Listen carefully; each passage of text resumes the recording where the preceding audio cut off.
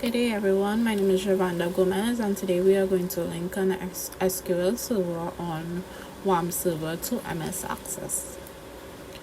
So the first thing we are going to do is we are going to go on Google and type in WampServer download, and then we are going to click on this one and we will proceed to download the version that is compatible with our machine. Once it's downloaded, we open it. And the first thing we will click on is accept and next, and then we are going to click on next again, and then the download has started. Yes, and then we are going to click on finish.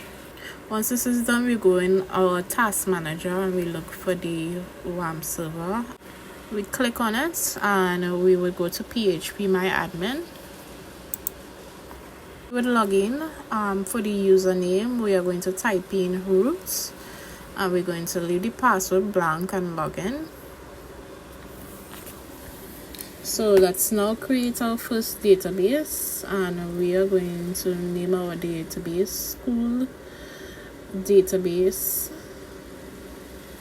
and we're going to create, and let's now create a table for that database.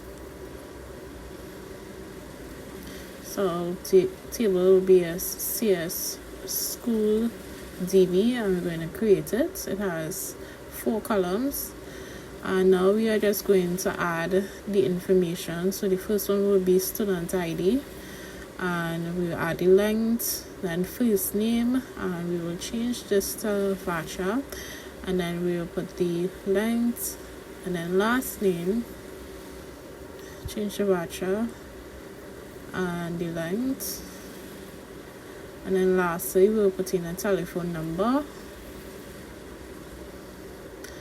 and then it will stay, and then we will put the length and save.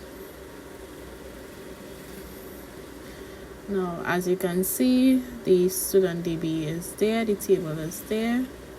What we're going to do is we're going to set student ID as the primary and unique.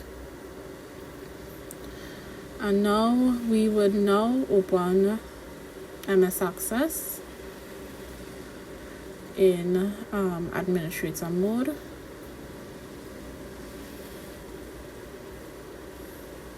We'll create a new blank database and we will name it.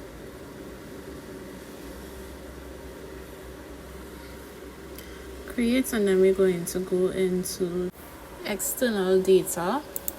Once we're in there, we're going to say new data source, and we're going to go from other sources and then ODBC database. We're going to select the second one and press OK. Once here, we will go into machine data source, and then we will click on new.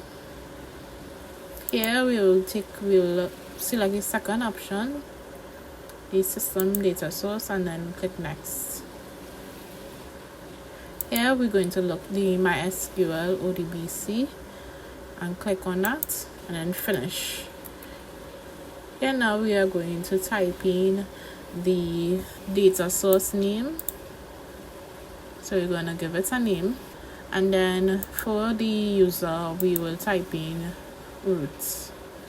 And our database is school database, so that we're going to click on that, and we're going to click on OK, and then OK again.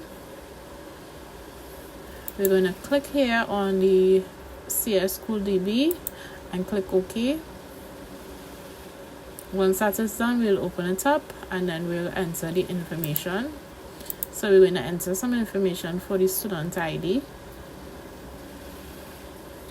And we're going to enter the name, just Javanda, and the last name, and the telephone number.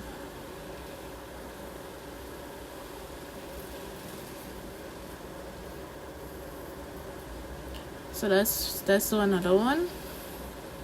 Enter the student ID, the first name, the last name, and the telephone number.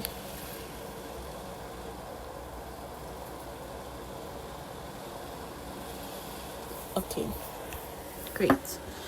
So now we'll go back into my PHP, and we're going to go into the student database, the table, and then you could see here that the information was added into the database. Thank you for watching.